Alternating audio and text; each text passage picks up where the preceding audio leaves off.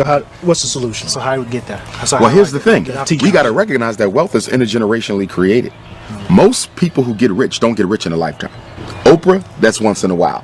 Bill Gates, that's once in a while. Most people are intergenerational wealth. That means what? That if black people want to catch up, we have to start saving wealth and passing it to the next generation. Our biggest problem ain't that we're splurging.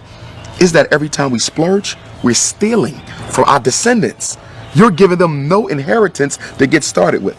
But the white child, they're starting out $100,000 plus, $1 million plus. And I think we have to become more strategic in the way that we do our health plans as well as our life insurance plans. Because what I'm learning with a lot of these white folk, a lot of them are getting their first, what you want to call a shock of wealth through the life insurance policy of their parents.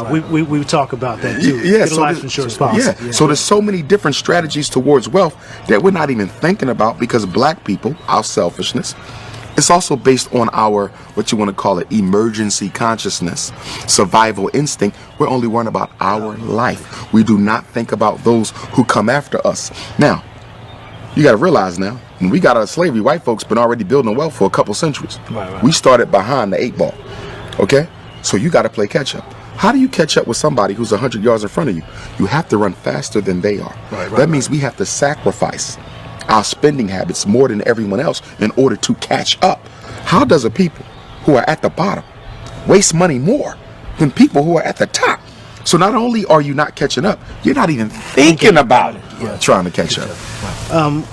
This is good, and we got 1,000 questions, and we know you got a flight. We appreciate the time. Thank you. No problem. One fat, meat, juicy point. What would it be before you go?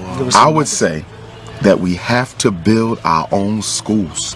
Everything we're talking about, the only way it becomes normalized, the only way it becomes a part of the collective black consciousness is if the children are raised with it as a group. Remember, all progress is group work. It's teamwork. That means we need all the children in Jackson to be taught the principles of financial empowerment. All the children of Jackson to be taught how to eat healthy. All the children of Jackson to understand what black family means and why it's so important. Until then, it's just a specialty.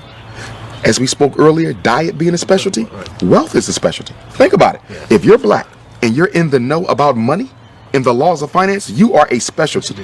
You are an eccentricity. You are an oddity. That's a problem.